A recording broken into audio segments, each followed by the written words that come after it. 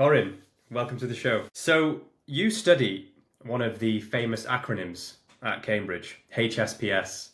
Now, to an outsider, the acronym is not very well known, but to someone that's applying to Cambridge, they might have heard the rumour, or I don't know if this is actually true or not, but Cambridge actually copied Oxford when they set up their PPE course. And so HSPS is the alternative to PPE at Cambridge. Is that true? And what does a HSPS student at Cambridge actually study? Um, I don't think Cambridge copied Oxford. I think the two courses are actually quite distinct, although they do have some overlaps and similarities. So they're both connected in the fact that both courses are interdisciplinary, and they both have politics within the courses. However, I think what makes HSPS very different from PPE is the fact that they have quite a human focus with the study of sociology and the study of anthropology, which focuses on human societies and cultures, as opposed to PPE, which is politics in combination with philosophy and economics. So that focuses a bit more on, like, again, structures, ideas, as opposed to people and societies. And yeah, I think HSPS is just a lot more humanistic, I think, in its focus. And it kind of tries to highlight the complementary nature of those kind of three core disciplines: politics, sociology, and anthropology, and how they can all interconnect to give us more of an understanding of how human beings operate, how our societies operate, and how we can even improve our societies if we understand them better. So yeah, I also think PPE is a lot more. I think because of the economics, there's a lot more maths involved with it. It's a lot more mathematical as well. So yeah, I think again there are overlaps between them. They are both interdisciplinary, but they're very distinct, and therefore Cambridge did not copy Oxford in that sense. Right. Well, I'm glad we cleared up. And actually, as you said that, when you were speaking, it actually sounded like you were giving a model answer for someone's personal statement. So, on that topic, what was your motivation for applying for HSPS? And in the same breath, what would you advise someone that is currently watching this and they're thinking about applying for Humanities or HSPS? What would you advise them to talk about on their UCAS questions? The personal statement's actually been scrapped, as you well know. So now they have to write these three semi-structured questions, which in my view are a bit harder than the personal statement, but we digress. How did you frame your motivation, and what would you advise others? Okay. Well, in terms of the motivational aspect of the question, I think what motivated me to go for HSPS was, again, that interdisciplinary nature. I've always wanted to study a course that would challenge me and challenge the way I think. And I think HSPS does that perfectly because of the multiple different kind of analytical lenses you have to use, especially in your first year. So I think it really broadened my horizons and kind of broadened the way I see the world. And that's something I always wanted to gain out of a university degree. On a more personal level, I grew up in London. It's very multicultural. Therefore, studying a degree like HSPS kind of allowed me to channel some of that aspect of my personal upbringing, to try and kind of look more into depth at different societies and cultures, to understand more about the people who the diverse range of people I used to see in the city I grew up in. So that's my own personal motivation. So in terms of then kind of transferring that motivation into the actual UCAS questions and kind of showcasing that in the application process, I think it's really important to make sure that when you're writing these questions, of course you have to answer the questions directly, but at the same time, if you can try and highlight like an intellectual journey within the questions, kind of drawing back on your own readings, your own kind of the things you've uncovered, on top of building on some of the stuff you learn in school, I think that's what will really highlight that motivation and passion for the course, which is really important. I do think this is a bit harder now as opposed to when they had the personal statement, because I feel like with the personal statement, because it's not like three rigid questions, it's very easy to kind of write it in a very kind of narrative sort of way, like to show how you kind of progress from A to B intellectually through your readings and through some of the academic kind of stuff you've done. Do you still think that in the UCAS questions you can still kind of highlight that? So for example, I talked about a book I read called Twilight of Democracy, which I thought was very interesting because it highlighted democratic issues in the states, but also kind of highlighted how that's kind of underpinned by more social factors like economic insecurity, cultural diversity, and things like that. So yeah, I think just draw on what really interests you, draw on some stuff you've read, and the passion and motivation will always kind of shine through. Yeah, I think the buzzword that you mentioned there, the intellectual journey, is really crucial to for a student to nail down on pen and paper before they even write their UCAS questions. And so, for someone that is at the very beginning of their intellectual journey, what would you advise them to look at and to start reading if they are applying for HSPS? Because as you remember, and as I remember, it's so daunting when you have to write your UCAS questions or when you're at the start of your journey and you just think, okay, I've been in the A-level system and the school system for the last 10 years or so. We've had a very rigid curriculum. People tell us what to read, people tell us what to write, and also almost how to think sometimes. But obviously, when you get to Oxbridge, as you know, it's very independent and you have to learn to start thinking for yourself. And so, what are the topics that are most interesting right now in HSPS, and what would you advise a prospective applicant to look into? Oh, that's a very good question. I would say start off with kind of reading small introductions into each subject area. So, like, I read a small introduction to anthropology, small introduction to politics, small introduction to sociology.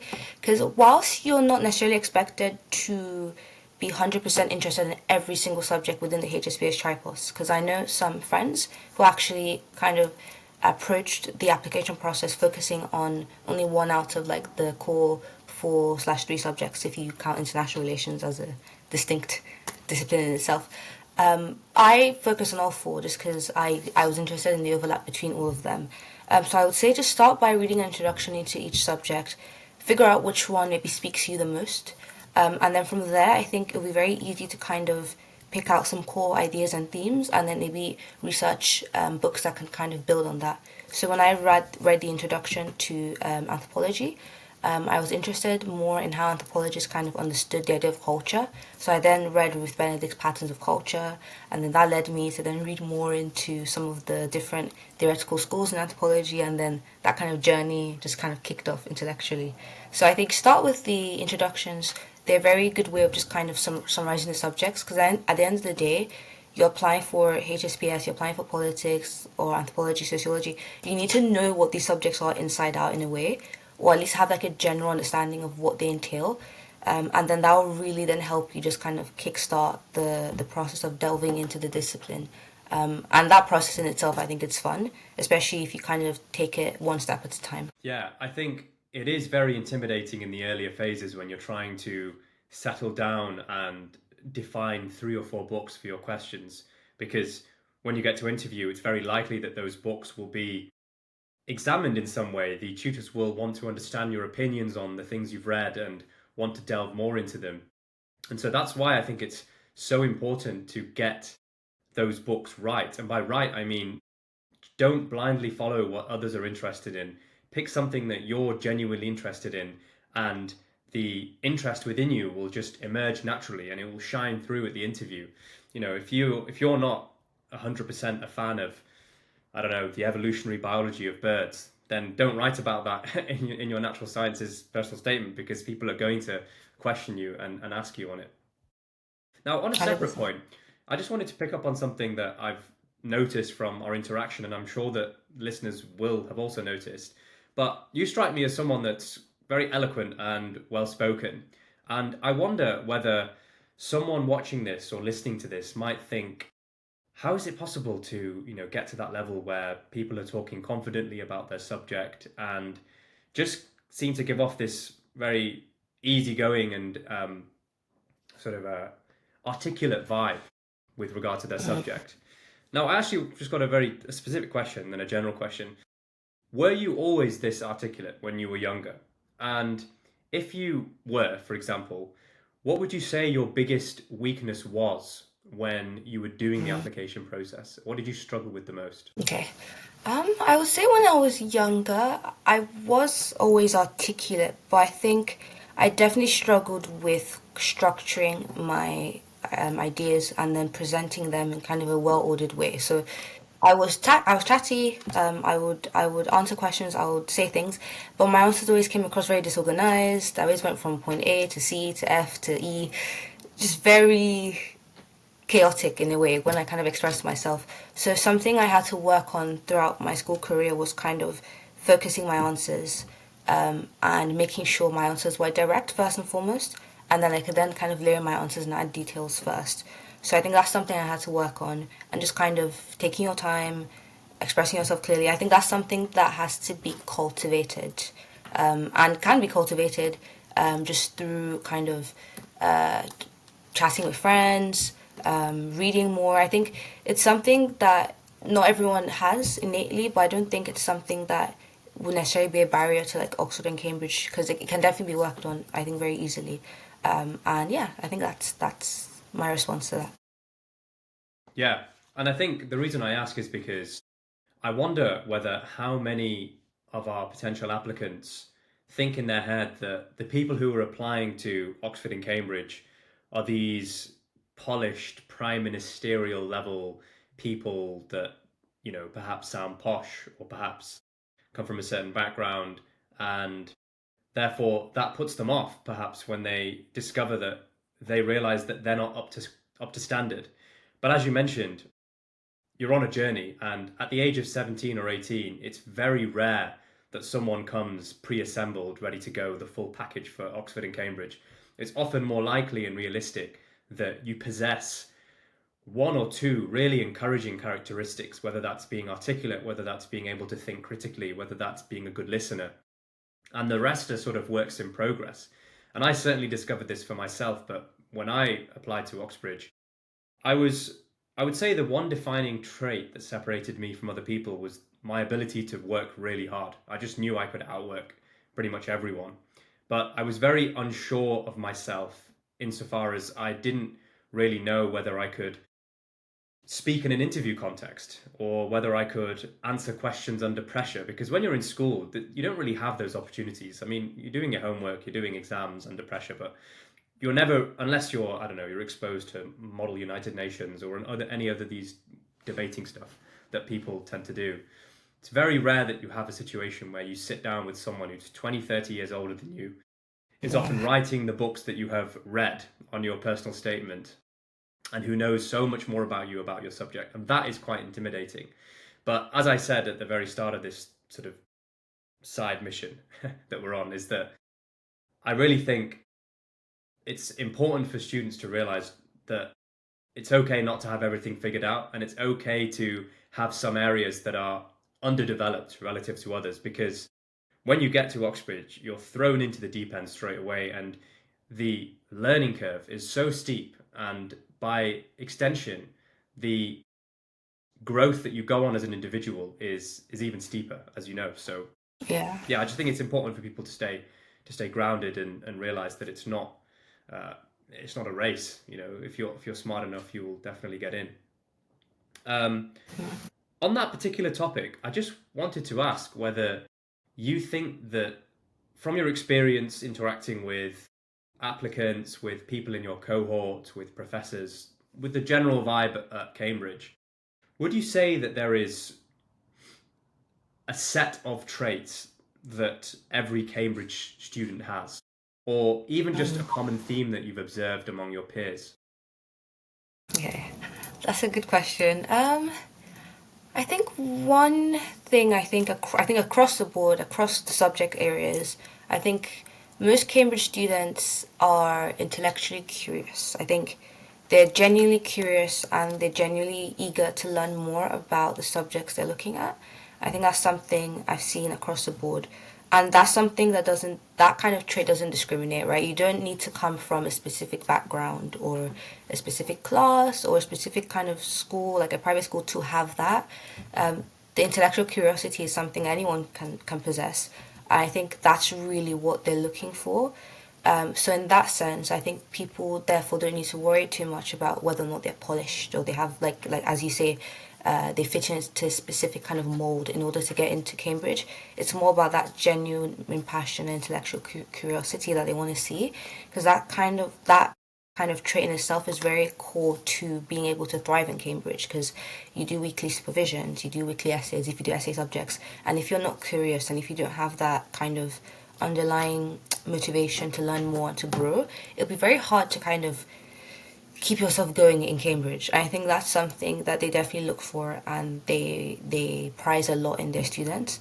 I think that's something that doesn't discriminate. That's a trait that doesn't discriminate. So yeah, I think that's my answer to that question. Could you elaborate a bit more on what you mean specifically by intellectual curiosity? And the reason I ask is because I think people can implicitly relate to what it means to be curious. It's like when you see or hear something that sounds interesting, it sets off a chain reaction in your brain and gets you thinking for maybe 5 minutes, and maybe you come back to it in an hour. But what does that look like for someone that's applying? Because I think whilst it's true that intellectual curiosity is like an emergent phenomenon, it's just something that arises. I also think it can be cultivated sort of strategically if you are able to follow your interests and have systems in place to follow them. So not to kind of make this a system, because that would just make it a bit robotic and mechanic. But do you think that there is more to it than just simply feeling excited about something? What does it look like for someone to be curious intellectually? I think I think it starts off with the excitement, the genuine interest, and then whether or not you then kind of take the action to build on that curiosity, to kind of look into the subject area in more detail, to try and kind of fine tune your skills. I think the curiosity is kind of what then, I think that's just the foundational aspect of it, that, or the foundational trait I think I see in Cambridge students. But I think what then makes you a Cambridge Oxford student is then your capacity to build on that interest and to kind of take it further, to push yourself further in school, in your extracurriculars, to read more, to learn more.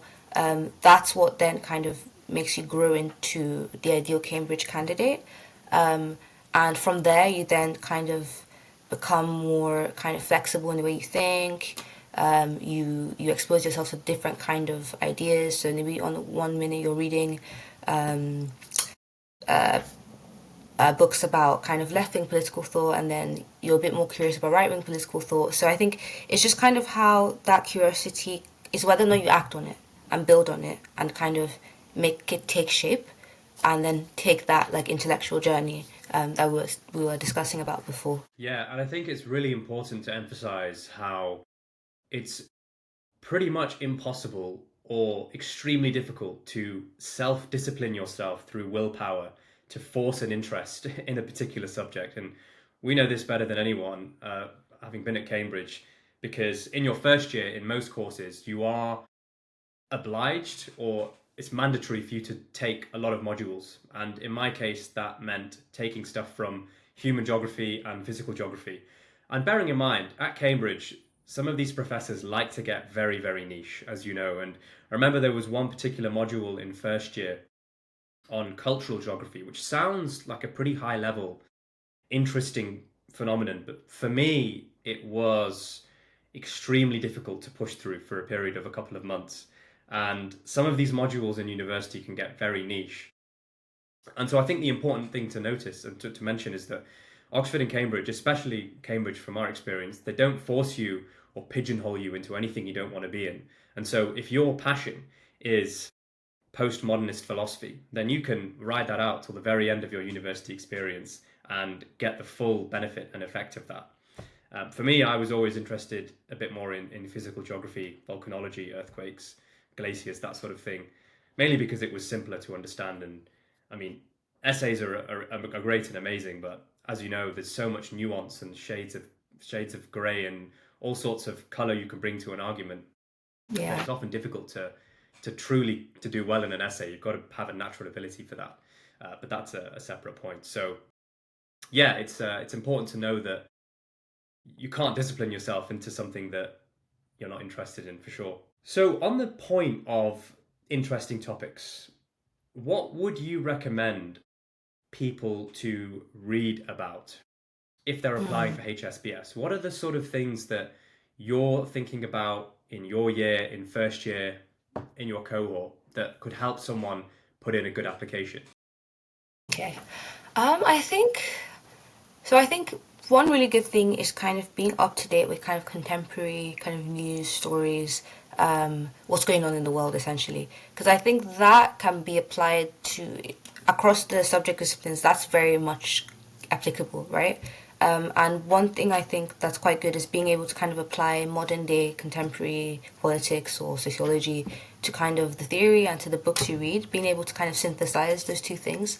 So you could be reading a book about like a political philosopher like John Rawls, for example, but if you then kind of see how maybe his political thought applies to what's happening today with like maybe the Russia-Ukraine conflict or with some of the tensions happening in America due to like the election of President Trump and some of his actions. Like that kind of shows a capacity to not only deeply understand the theories, but to be able to then apply them to different places. And I think that's also a very high level skill. So being up to date on the news, I think is very helpful. It could be a good starting point. It can actually spark an idea and kind of inspire you when it comes to guiding your reading. I know for me, when I was writing my personal statement, they had recently struck down Roe v. Wade, and there were some tensions regarding abortion. And on a sociological level, I was interested in how that would affect different types of people. So, black women as opposed to white women, poor women as opposed to rich women. And that was something I was actually able to kind of sneak into my personal statement as well. So, that kind of shows how I took kind of a real world event and applied like a sociological lens to it to try and explain it, and or rather to try and kind of highlight my interest in how sociology applies to the real world. And that's something that, again, anyone can do. You don't need to. Anyone can do that. You could just pop on up your phone, go on the news. Oh my God, this is happening now. How does this apply to what I'm interested in? And that can be quite fun as well.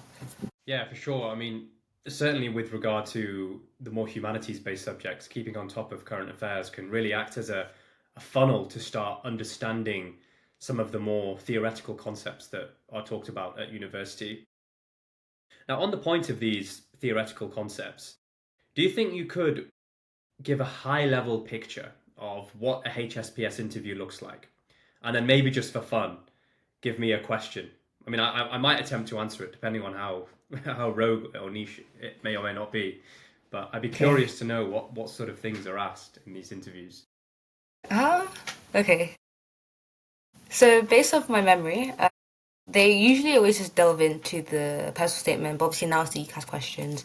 They just ask you, for example, if you talked about a book, they ask you, what's the book about? And you kind of describe it to them, and then they could ask you kind of what, you found most interesting about the book. And they could then ask you to describe maybe a specific theory that's discussed in the book. If they sort of want to push you a lot, they could ask you how they could ask you for like solutions to a problem outlined in the book, and then that kind of requires quite a lot of sort of original thinking. Yeah, they stick very much to the personal statement, but they try and build from there and to try and kind of push you from there. Sometimes it could kind of deviate away from the statement / the UCAS questions now, and then it becomes very theoretical and very just kind of based on thought. And once it gets to that kind of once you get to that stage of the interview, it's kind of raw thinking from there, and less kind of regurgitating what you've already learnt. So I remember, for example, in my personal statement, I talked about Roe v. Wade and how that could impact different types of women differently. And the interviewer said, oh, that kind of relates to the theory of intersectionality, so how identities overlap and that creates kind of different experiences for people. He then asked me whether or not I think intersectionality as an analytical tool is beneficial or if it's kind of disadvantageous to social science and political science. So that was a very kind of out of the box question.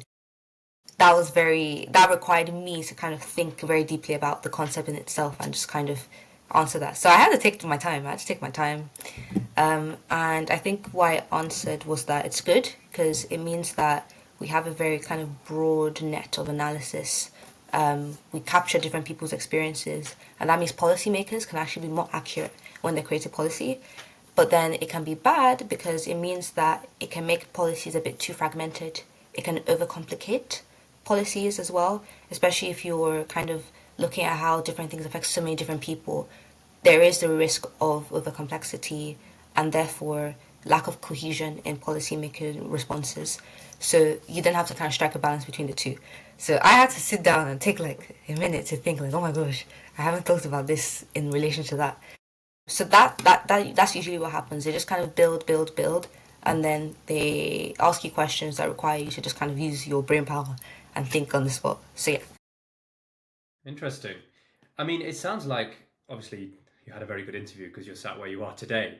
But let's say you get asked a challenging question about perhaps a subject area that you're not familiar with because you hadn't written about it on your personal statement. What would you advise someone on the best ways to go about answering a tough question? Like, what are the just basic step by step things you should be doing in that interview? And ultimately, things you should be cultivating in the background when you're preparing for the interview itself? Yes, that's a very good question. I think the first thing is obviously to stay calm, because when they do throw this kind of questions at you, your mind could kind of just go, oh my god, I haven't thought about that, or I didn't read about that. So stay calm. It's always very good to ask the interviewer follow-up questions just to get a bit more clarity, just to give yourself a bit more time to kind of process what they asked you. Because at the end of the day, there's not really a right or wrong answer when it comes to these things. They just want to kind of, again, see how you think and understand kind of the kind of angle you're going to take to answer the question. I remember if in relation to this question, they asked me, do I think Pan-Africanism is possible? I didn't write about Pan-Africanism in my statement, and I actually didn't know what Pan-Africanism meant, so I had to ask her, what is Pan-Africanism? So don't be afraid to ask questions. If you don't understand, what they're saying, what they're coming, like, don't be afraid, just ask them. Because at the end of the day, you're doing yourself a disservice if you're not asking for clarification, because they want you to do your best. So I had to ask, like, what is Pan-Africanism? I felt a bit silly because I thought, oh my god, I should know this. This is probably something obvious. But the interviewer just told me, she explained it to me. It's kind of the unification of Africa, politically, economically, culturally. She asked me if it's possible. So once she kind of explained to me what that was, obviously I could then kind of break it down and think, okay, is it possible for Africa to be united, to be basically like the EU? And I think I said no, just because I think Africa is very diverse linguistically, religiously, and I think it would be very hard for African nations to come together and just kind of become one whole unit. I think it would require a lot of diplomacy, and there would be a lot of conflict in the interim. I think the likelihood of that happening is very low. And again, that's a valid answer. I didn't have to have read up on it in detail to be able to kind of, pull that from my brain and put that together. But again, it was a difficult question because I was not expecting it. I didn't know what Pan-Africanism was, and I was just like, oh my god. So yeah, just ask questions, take your time, take a deep breath, and I think that's the best way to go about these kind of difficult questions. Yeah, it's always a little bit intimidating when you tell someone, don't be afraid to ask questions, because I think what we're taught from the get-go in school is that if you raise your hand in a lesson, it means you don't understand something. And so Yeah. we need to get rid of that fear. We need to somehow break the hesitance on students' behalf that, oh, I can't put my hand up here because I'm going to look like an idiot because I didn't understand something simple. Well, actually, when you get to Oxford and Cambridge, every week you sit down with your professor or your tutor and you have a supervision or a tutorial. And in those supervisions and tutorials, I can promise you now, you will have at least 5 questions for the professor. So it's very important to get comfortable with asking questions, as you said. Now, I just want to wrap Yeah. things up with a final question, just on some sort of general self-help philosophy advice for our students here. If you could transport yourself back into the shoes of Corrine at the age of 17, who was anxiously waiting for her interview, what advice would you give her? And by extension, what advice would you give a similar student in your shoes who is applying for Cambridge? Okay. Ooh. Okay. I think The advice I would give myself and to a student applying is to put your best foot forward and don't let kind of outside noise distract you or stress you, because honestly you could go on the internet, you could be reading all these things saying you have to be this, you have to be that, you have to talk like this, you have to talk like that. I think that can be very self-sabotaging. I think just focus on what you've read, focus on your personal statement, what interests you, and don't let outside noise and other people's opinions or kind of viewpoints kind of distract you or make you overly anxious. Because I think it's it's easy for me to say this now because obviously I'm in Cambridge now, so I think I was overly anxious, but I definitely think that at the time I definitely did let kind of some of the stereotypes and some of the mystique around Oxford and Cambridge making me more fearful than I needed to be. Because I think at the end of the day, it's an interview or it's a process that's just kind of trying to look at you, your intellectual journey, what interests you, and whether or not you're a best fit for Oxford and Cambridge. Because there are many intelligent people out there who don't go to Oxford and Cambridge, not because they're not smart, but because the system doesn't necessarily cater to them or to their learning style and things like that. So I think the advice I would give myself is don't let other people's kind of opinions and like outside noise influence you too much. But also at the same time, just remember that it's a journey. It's supposed to be about self growth, and it's supposed to be about you genuinely enjoying what you're doing and what you're looking at. So if you anchor yourself in those kind of thoughts, you'll make it through the process in I think in as smooth a way as you can. Because I don't think it's impossible to eradicate anxiety when it comes to this kind of process. But yeah, that would be my advice to someone applying and to my past self. Run your own race and block out the noise. I think that's a really fantastic way to wrap up the podcast. So, Corrine, thank you very much for your time. Hope moving out of Cambridge is smooth and those anime posters come down without ripping the wall. So, thanks very much for your time. Okay, thank you.